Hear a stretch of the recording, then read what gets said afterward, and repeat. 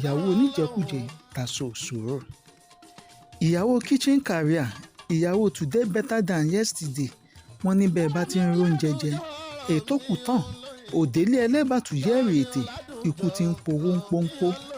aya wọn lókè ọ̀hún gbèkèdìde ìyàwó bọ̀dá solo ó tójú bọlé rojú ẹlẹ́jọ́ kiri ìlú.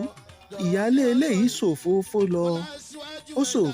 lọ ọjọ́ kejì ló tó wọlé dé. abọ̀yàlàgẹ́rẹ́ jẹ́ o ojúgun rẹ̀ bí ojúgun awó abọ̀yàlàgẹ́rẹ́ jẹ́ o.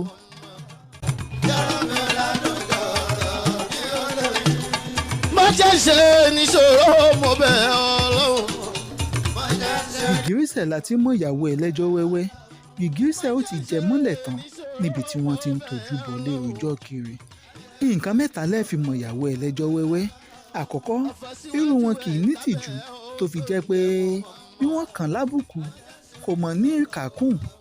ẹlẹ́ẹ̀kejì ńkọ́ irú obìnrin bẹ́ẹ̀ ò ní mọ ibì kan láti sọ̀rọ̀ yálà àwùjọ ni tàbí gbogbo bí báyìí ló ti ń rẹjọ́.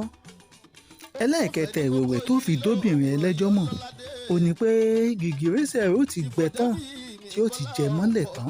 gbogbo obìnrin tó o bá ti rí pẹ̀lú àwọn nǹkan mẹ́ta yìí gbà pé bìlísì ni wọ́n. ìwọ ni ó yá ṣọ́ra fún wọn kó o má bàa gbé sẹ̀ǹdẹ̀ níyàwó. ọ̀pọ̀lọpọ̀ ọkùnrin ló ti kàgbákò ọ̀pọ̀lọpọ̀ ọkùnrin ló ti kú dànù ọ̀pọ̀lọpọ̀ ọkùnrin ló sì ń kábàámọ̀ títí dòní látara àṣìyàn obìnrin.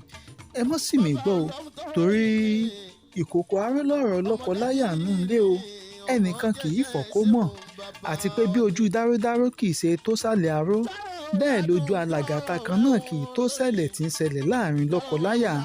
ẹjọ́ ohun tí wọ́n bá rò síta òun là ń gbọ́ tá a sì ń ṣèdájọ́ lé lórí. èmi ò wá dẹ́nikẹ́ni lẹ́jọ́ o débi àdẹ́nìkẹ́ni lẹ́bi. mo wá láti wá gbàyìn mọ́ràn ni ìmọ̀ràn lásánlásán òun ni mo mú wá fún yín.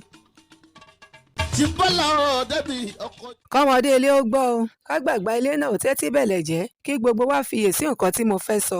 Aṣíwájú Ọlálékan Àkànjí Adémẹ́tò ọmọ bàbá níjẹ̀rọ Ògbómọ̀ṣọ́ aláṣẹ àti olùdarí iléeṣẹ́ Omet Global Resources tó ní àwọn ìkànnì bíi OJB TV, OJB News Yorùbá, OJB News Pidgin àti OJB Radio ló ní ká fi tó ẹ̀yin olólùfẹ́ wa àti ẹ̀yin òǹkàròyìn wa gbogbo létí pé dípò tí àwọn ẹ̀ka ìròyìn wa gbogbo àti ìkànnì amóhùnmáwòrán tó fi mọ́ rédíò fi wà ní yẹ́lẹyẹ̀lẹ a ti kó gbogbo rẹ̀ jọ pọ̀ sójú kan báyìí sábẹ́ ìkànnì OJB Media Hub. OJB Media Hub àkọ́tún ìgbádùn tí ò lẹ́gbẹ́. bí o bá fẹ́ ka ìròyìn lédè Yorùbá tàbí tàdàmọ̀dè lédè Gẹ̀ẹ́sì ìbá